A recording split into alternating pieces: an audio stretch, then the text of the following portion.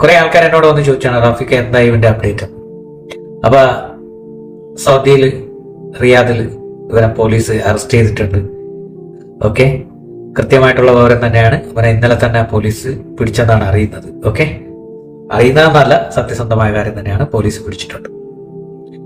നമ്മൾ ജീവിക്കാൻ വരുന്ന നാട്ടിൽ വളരെ മാന്യമായിട്ട് ജീവിച്ചു പോവുക, ഇല്ലേ? ഒരു മതവിഭാഗത്തിനെ കളിയാക്കാൻ പാടില്ല, അല്ലെങ്കിൽ മോശപരമായ ഒരു കമന്റ് ഇടാനും പാടില്ല. പ്രത്യേകിച്ച് സൗദി അറേബ്യയിലൊക്കെ ജോലി ചെയ്തുകൊണ്ട് ഇസ്ലാമിനെതിരെയൊക്കെ ഇത്തരം കമന്റുകളൊക്കെ ഇടുമ്പോൾ, അല്ലെങ്കിൽ ഒരു 4 പിഞ്ചു മക്കൾ മരിച്ചപ്പോൾ എന്താ പറയുന്നത്? ഏതെങ്കിലും ഒരു മുസൽമാൻ ഇവനെതിരെ എന്തെങ്കിലും പറഞ്ഞു? സൗദി അറേബ്യയിലല്ലേ നീ ജീവിക്കുന്നത്? നിന്റെ കുടുംബം, നിന്റെ മക്കള്, നിന്റെ അമ്മ, അച്ഛൻ, നിന്റെ കുടുംബക്കാരെല്ലാവരും തിന്നുന്നത് അറബ് നാട്ടിലെ പൈസ അല്ലേ? ഇനി ആരാ നിന്നെ വന്ന് രക്ഷിക്കുക? ഏതെങ്കിലും ഒരു സാമൂഹിക പ്രവർത്തകൻ വരുമോ? ഒരു മനുഷ്യനും വരൂല. മനസ്സിലായില്ലേ? ഞങ്ങൾ പ്രവാസികളൊക്കെ ഒരു അമ്മ പെറ്റ മക്കളെ പോലെ കഴിയുന്നവരാണ്. മനസ്സിലായില്ലേ? അവിടെ ഹിന്ദുവും ക്രിസ്ത്യാനിയും മുസ്ലിമും എല്ലാവരും ഉണ്ട്. ഞങ്ങൾ ഒരു അമ്മ പെറ്റ മക്കളെ പോലെ ഒരുമിച്ച് ഒരു പാത്രത്തിൽ നിന്നുണ്ട് കിടന്നുറങ്ങി കഴിയുന്നവരാണ്. അതിൽ ഒരു പ്രവാസിയും നിന്നെ രക്ഷിക്കാൻ വരുമെന്ന് തോന്നുന്നില്ല. എന്തായാലും നീ ചെയ്തത് നിനക്ക് കിട്ടി, അത്രേ പറയാനുള്ളൂ. എന്താ പറയേണ്ടത്? സന്തോഷം പ്രകടിപ്പിക്കുന്നതെന്നല്ല, പക്ഷെ നിന്റെ ആ കമന്റ് കണ്ടിട്ട് ജാതി മത ഭേദമന്യേ എല്ലാവരും പറഞ്ഞതാണ് ഇവൻ എങ്ങനെയെങ്കിലും പിടിക്കണം. അത് തന്നെയാണ് നടന്നത്. പിടിച്ചു. ഈ വീഡിയോയിൽ നാം കണ്ടല്ലോ എൻ്റെ പ്രിയപ്പെട്ടവരെ, ഇദ്ദേഹത്തെ അറസ്റ്റ് ചെയ്തു എന്നുള്ള ഒരു വാർത്ത അദ്ദേഹം തന്നെ മറ്റു സ്ഥലങ്ങളിൽ നിന്ന് അദ്ദേഹത്തിൻ്റെ കമൻ്റ് കൂടെ വരുന്നുണ്ട്. എന്നെ ഒന്നും അറസ്റ്റൊന്നും ചെയ്തിട്ടില്ല, ഞാൻ ഇപ്പോൾ എന്നെ ആരും ഒന്നും ചെയ്തിട്ടില്ല എന്ന് പറയുന്നത്. അദ്ദേഹം റിയാദിലാണ് ഉള്ളത് എന്ന് പറയുന്നുണ്ട്, മറ്റു ചിലടത്ത് പറഞ്ഞ് UK ഉള്ളത് എന്ന്. ഇദ്ദേഹം ആ മരണപ്പെട്ട അബുദുബൈയിൽ മരണപ്പെട്ട ആ പിഞ്ചു മക്കളെക്കുറിച്ച് എഴുതിയ കമൻ്റൊക്കെ നാം വായിച്ചവരാണ്. വല്ലാത്ത സങ്കടപ്പെടുത്തുന്ന കമൻ്റാണ്. അദ്ദേഹം പറഞ്ഞ ആ വരികൾ വായിക്കാൻ പോലും പറ്റൂല. ചത്തൊടുങ്ങിയാൽ എന്തേ, വീണ്ടും ഒരുപാട് ഉണ്ടാക്കാമല്ലോ. അതോട് 4 കാലിനോട് ഉപമിച്ചുകൊണ്ട് അത് പെരുകിപ്പിക്കുന്നത് പോലെ ഇങ്ങനെ ഒരുപാട് ഉണ്ടാക്കിയിട്ട് അത് ചത്തൊടി, ആ രീതിയിലുള്ളത് ഒരു മനുഷ്യനിക്ക് പോലും പറയാൻ പറ്റാത്തത്. എൻ്റെ പ്രിയപ്പെട്ടവർ, നമ്മുടെ പരിചയക്കാർ ഒന്നും അല്ലല്ലോ. നമുക്ക് ആ വാർത്ത കേട്ട് കരഞ്ഞുപോയി. നമ്മുടെ വീട്ടിലേക്ക് അതിനെക്കുറിച്ചാണ് ഇന്ന് സംസാരം. നമ്മുടെ നാട്ടിലൊക്കെ അതിനെക്കുറിച്ചാണ് സംസാരം.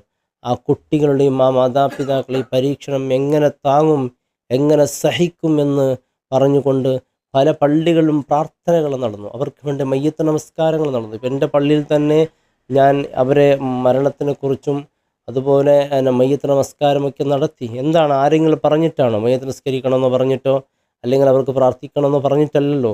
നമുക്ക് ആ ഒരു വാർത്ത താങ്ങാനോ കേൾക്കാനോ ഉൾക്കൊള്ളാനോ കഴിഞ്ഞില്ല. ആ മാതാപിതാക്കൾക്ക് ക്ഷമ കിട്ടാൻ വേണ്ടി, ആ പരീക്ഷണത്തിൽ നിന്ന് അവർക്കൊരു സാന്ത്വനം കിട്ടാൻ വേണ്ടിയാണ് നാമൊക്കെ പ്രാർത്ഥിച്ചത്. കാരണം നമ്മുടെ പൊന്നു മക്കളാണ് ആ കൺമുമ്പിൽ വരുന്നത്.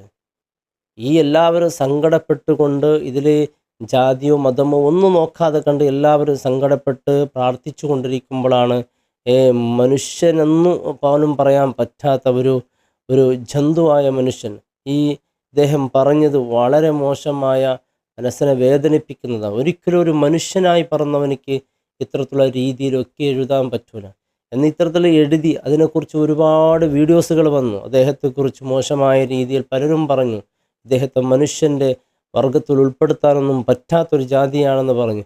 എന്നിട്ടും വീണ്ടും അയാൾ അടങ്ങിയിരുന്നില്ലല്ലോ. അതാണ് വലിയ സങ്കടം. വീണ്ടും അദ്ദേഹം സമൂഹ മാധ്യമങ്ങൾ വന്നുകൊണ്ട് പറയുന്നു, എന്നെ ഒന്നും ചെയ്തിട്ടില്ല, എന്നെ ആർക്കൊന്നും ചെയ്യാൻ പറ്റൂല, ഞാനിങ്ങനെ സുഖിച്ച് ജീവിക്കുകയാണ് എന്ന രീതിയിൽ വീണ്ടും സോഷ്യൽ മാധ്യമങ്ങളിൽ വന്നുകൊണ്ട് അദ്ദേഹത്തിൻ്റെ അഭിപ്രായങ്ങൾ, ആ മനുഷ്യൻ ആ അഭിപ്രായങ്ങൾ പ്രകടിപ്പിക്കുമ്പോൾ എങ്ങനെയുള്ള മനുഷ്യനായിരിക്കും അദ്ദേഹത്തിൻ്റെ മനസ്സ്.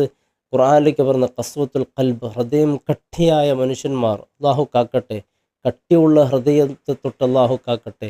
എല്ലാവരും സങ്കടപ്പെട്ട് കരഞ്ഞുകൊണ്ട് ആ ഒരു വാർത്തയോ ആ കുട്ടികളൊരു ഫോട്ടോസ് പോലും നോക്കാൻ പറ്റാത്ത കരഞ്ഞുകൊണ്ടിരിക്കുന്ന, അത് മാനസികമായി സങ്കടപ്പെട്ട ഒരുപാട് ഉമ്മമാരുണ്ട്. അതൊന്നും ഓർക്കാൻ പോലും അവർക്കൊണ്ട് പറ്റുന്നില്ല. ആ വീഡിയോകളെ കാണുമ്പോൾ തന്നെ അങ്ങ് സ്കിപ്പ് ചെയ്യുകയാണ്. കാരണം അത് കേൾക്കാനോ അത് താങ്ങാനോ സഹിക്കാൻ പറ്റാത്ത ഒരുപാട് മനുഷ്യന്മാർ അവർക്ക് വേണ്ടി പ്രാർത്ഥിച്ചു കൊണ്ടിരിക്കുമ്പോഴാണ് ഇത്തരത്തിലുള്ള വിഷയങ്ങളെക്കുറിച്ച് അഭിപ്രായങ്ങൾ പറയാം.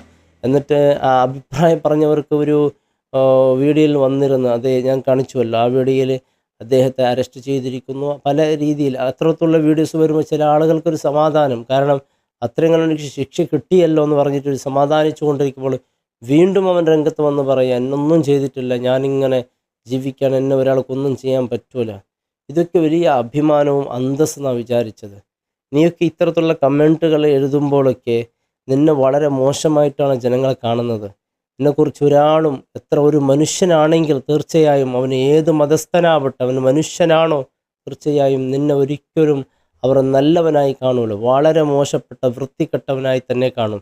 നീ ഇത്തരത്തിലുള്ള കമൻറ്റുകൾ എഴുതുമ്പോൾ നിന്നെക്കുറിച്ച് അവർ ചിന്തിക്കുന്നത്, അവരെക്കുറിച്ച് വല്ലാത്ത എഴുതുമ്പോൾ വിചാരിക്കും എന്നെ അഭിനന്ദിക്കാൻ ഒരുപാട് ആളുകൾ. ഒരിക്കലും മനുഷ്യനായ ഒരാൾക്കും നിന്നെ അംഗീകരിക്കാൻ പറ്റൂല, മനുഷ്യവർഗത്തിൽ നിന്നെ പെടുത്താൻ പോലും പറ്റൂല. അല്ലാഹു റബ്ബ് സുബ്ഹാനഹു വ തആല കാത്തുരക്ഷിക്കട്ടെ. എന്തെല്ലാം എൻ്റെ പ്രിയപ്പെട്ടവരെ, എന്തെല്ലാം മനുഷ്യന്മാരാണ് ലോകത്ത്, അല്ലേ?